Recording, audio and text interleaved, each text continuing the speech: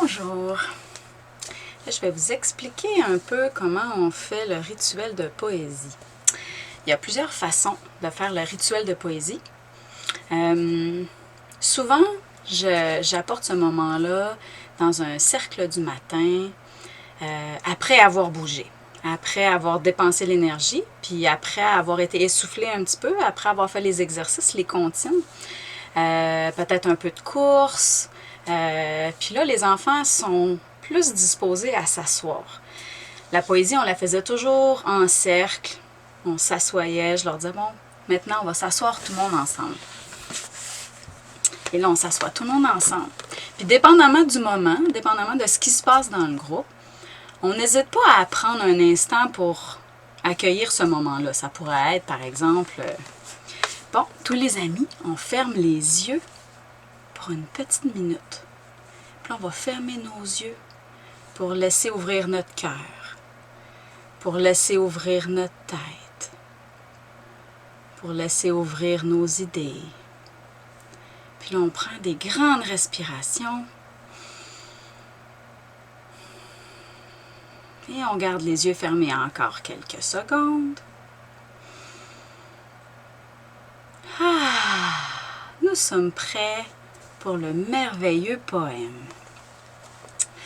Le poème d'aujourd'hui, c'est un poème de petit bébé oiseau. Alors, ouvrez bien vos oreilles. Et là, on déroule les oreilles. C'est un mouvement à faire vraiment souvent. Pour vrai, ça ouvre le cerveau, ça augmente l'écoute. Plus de 300 points d'acupuncture au pourtour de l'oreille. Alors, on masse les oreilles, on déroule les oreilles. C'est un mouvement de Brain Gym très efficace. On veut les oreilles rouges. On veut nos oreilles toutes chaudes. Et là, pour intéresser les enfants, on peut dire « Ouvre tes oreilles. Ouvre tes oreilles de lapin. Ouvre tes oreilles d'oiseau. » Est-ce que les oiseaux, ils ont des oreilles? On ouvre nos oreilles. Et on est prêt à commencer. Regarde le petit oiseau dans son joli nid. Il est si fragile, si petit. Regarde sa maman qui aime tellement son petit. Toute la journée, son petit, elle nourrit.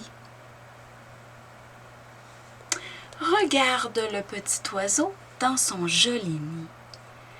Comme il grandit, comme il grandit.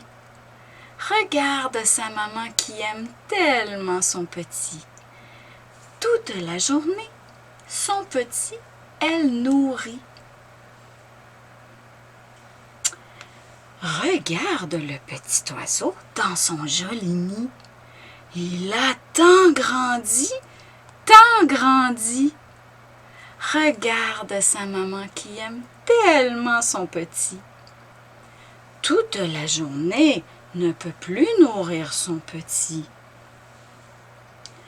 Regarde le petit oiseau au bord de son joli nid.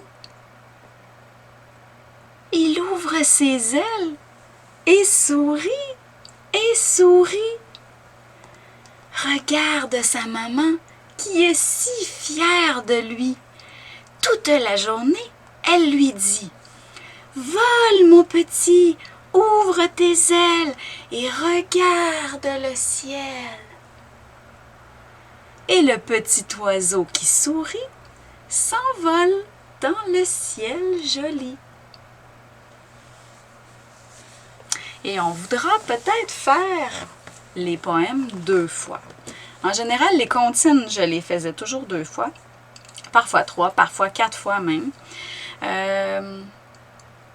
Les poèmes, ça dépend un peu de votre groupe. Ça pourrait arriver spontanément que tout le monde dise « Encore! » Alors, on se permet de le refaire. On pourrait le faire juste une fois si on ne sent pas le besoin nécessairement dans le groupe de le répéter. De toute façon, vous allez répéter ça souvent. Puis ça va devenir un peu votre poème, ça va devenir le poème des enfants. Dans ça, il y a du rythme, il y a de la répétition, il y a des rimes, Il y a une façon particulière de dire les choses. Tout ça, c'est construit, un poème comme ça, c'est construit pour vraiment stimuler le cerveau des enfants, stimuler leur musicalité, le fait d'y ajouter des gestes, les enfants y adhèrent à ça vraiment, vraiment facilement. Ça met des images, sur ce qui se passe à l'extérieur. Si l'enfant a répété ce poème-là en jeu, en cercle comme ça avec l'éducatrice pendant plusieurs fois, la journée, je vous dis, la journée qu'il va trouver que vous allez entendre des bébés oiseaux, ou que vous allez observer une maman oiseau nourrir ses petits, ou que vous allez voir un nid, l'effet va être vraiment grand. L'enfant va se sentir « wow » vraiment, parce qu'il va déjà avoir à l'intérieur de lui des images, des émotions, puis quelque chose pour venir déposer cette nouvelle chose-là à l'intérieur de lui. Il va voir le nid, ça ne sera pas juste comme « regarde, c'est un nid d'oiseau », il va déjà avoir en lui quelque chose pour accueillir ça. Ça vient amplifier vraiment la connexion à soi, à l'intérieur, mais aussi la connexion au monde extérieur de qu'est-ce qui se passe autour de nous. C'est ça qu'on veut. On veut des enfants qui vont développer une connexion profonde à l'intérieur d'eux, envers les autres et envers la nature. Alors, j'espère que ça vous a inspiré.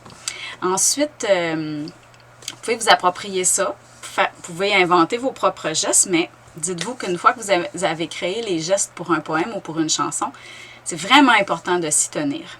Sinon, les enfants y adhéreront plus si ça change à chaque fois ou qu'on n'est pas certain. Ça marche moins bien. Et c'est tout à fait correct d'avoir le poème dans ses mains. Moi, j'avais souvent les livres dans mes mains. Je n'avais pas nécessairement le temps d'apprendre tout ça par cœur. Fait que j'avais mon livre. C'était mon livre. Puis vous avez dans le carnet du printemps, vous avez une magnifique image du bébé oiseau. Une belle photo d'un bébé oiseau sur le bord du nid.